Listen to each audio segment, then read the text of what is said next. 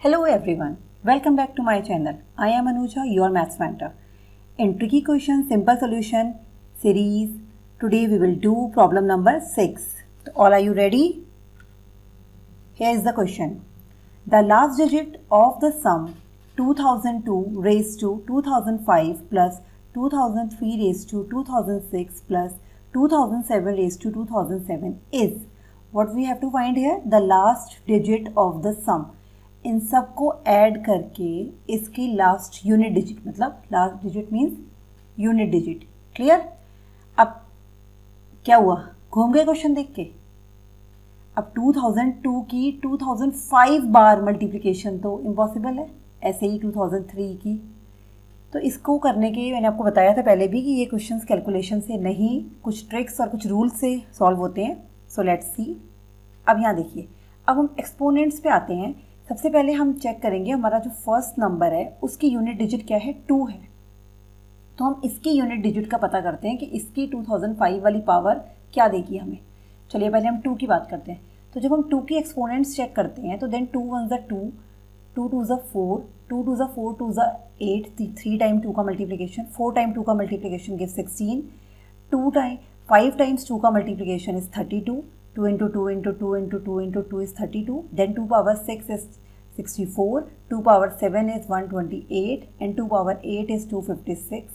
And 2 raised to 9 is 512. अब look here कि क्या आपको यहाँ पे कुछ सीरीज टाइप की या कुछ दिख रहा है. देखो 2 है, फिर 4 है, 8 है, 6 है, देन 2 है, 4 है, 8 है, 6 है. इसका मतलब हर 4 नंबर के बाद नंबर रिपीट हो रहा है.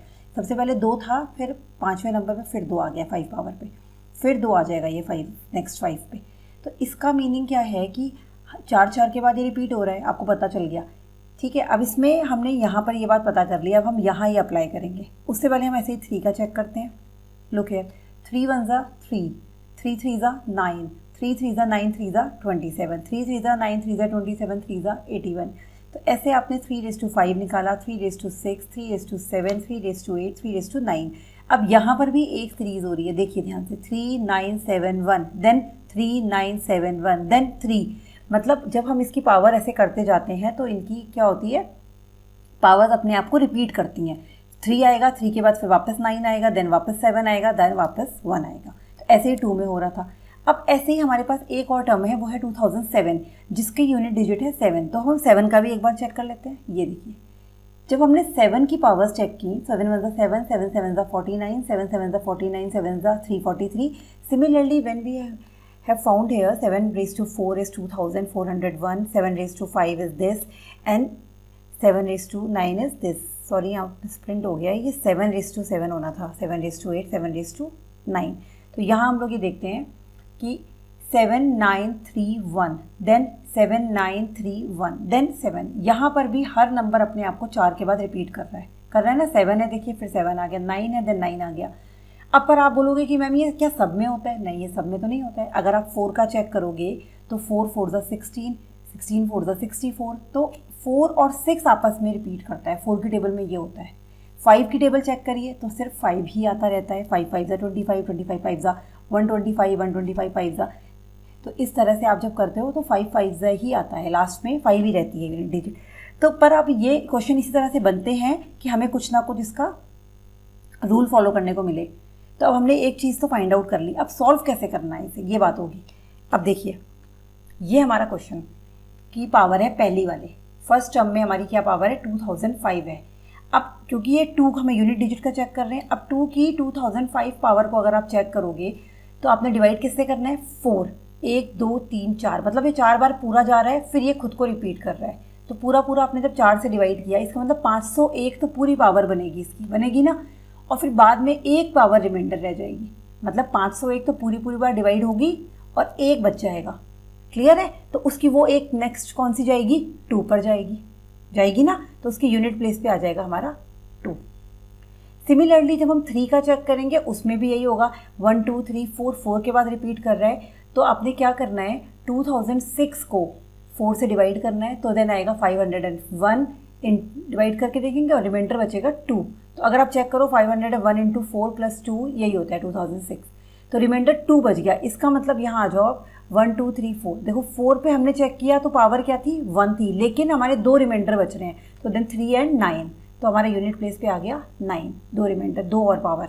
नेक्स्ट हमने 7 का सिमिलरली चेक करना है, देन 2007 की पावर भी 2007 है, डिवाइडेड बाय 4 करके देखिए 501 जाएगा, और इसका रिमाइंडर बचेगा हमारा 3, तो इसका मतलब देखो आप पावर 4 पे कितना था 1 था यूनिट डिजिट पे, और 1 2 3 और 3 आगे गए तो आ गया हमारा 3।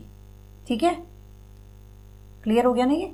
तो इसमें हमने अब यूनिट प्लेस की सारी डिजिट निकाल ली, मतलब जब 2002 की इतनी पावर होगी तो इसकी यूनिट प्लेस, इसकी यूनिट प्लेस, इसकी यूनिट प्लेस में पता लग गई। अब हम इनका सम कर लेते हैं, then sum of unit place will be 2 + 9 + 3 will be 14, then अब 14 तो फिर से हमारा टेंस में आ गया, 1 4 14 टेंस आ गया ना, तो हमें सिर्फ यूनिट प्लेस चाहिए, तो what will be the unit place, that is 4। ठीक है, तो ये हमारा इसमें एक वो था। ठीक है, आई होप आपको पता चल गया होगा ये हमने कैसे किया। यहाँ पर ना ये 7 है, ये थोड़ा मिसप्रिंट हो गया, मैं ठीक कर देती हूँ। This is 7 power 8 and 7 power 9, ये 7 का ही चल रहा है, तो this is not the table of 7, these are the powers of 7। अब ये आप बोलोगे मैम ये याद करनी पड़ेंगी, याद नहीं करनी होती है, ये रूल होता है, आपको पता लग गया। अब आज आपने ये क्वेश्चन देखा कि जब हम 2 की पावर्स चेक करते हैं तो वो क्या होती हैं, 4 4 के बाद रिपीट होती हैं, ऐसे 3 की पावर 4 4 के बाद रिपीट होती है। तो क्वेश्चन हमें इसीलिए इस तरह का दिया गया था, आप सॉल्व थोड़ी कर सकते हो इसको। तो हमने इसमें क्या ट्रिक लगाई कि सबसे पहले हमने फर्स्ट टर्म ली, उसका हमने पावर लिया, उसको हमने, क्योंकि वो पूरा 4 के बाद अपने आप को रिपीट कर रहा है, मतलब 4 तक तो उसकी पावर की यूनिट डिजिट 6 ही रहेगी, उसके आगे की आपने चेक करनी है, फिर जो रिमाइंडर बचेगा। सिमिलरली हमने ऐसे 3 के लिए चेक किया, फिर हमने 7 के लिए चेक किया, और यूनिट प्लेस की बात की थी तो हमने यूनिट की उसकी ऐड कर दी, और टेंस प्लेस पे आप नहीं कर सकते थे, क्यों? क्योंकि आपका ये 14 आ रहा था, आपने आंसर में सिर्फ 4 लिखना है, तो that is the answer. I hope आपको समझ में आया होगा। चलिए देखते रहिए मेरा channel. Thank you for watching, share and subscribe with your friends. जल्दी मिलते हैं with new topic. Okay, take care.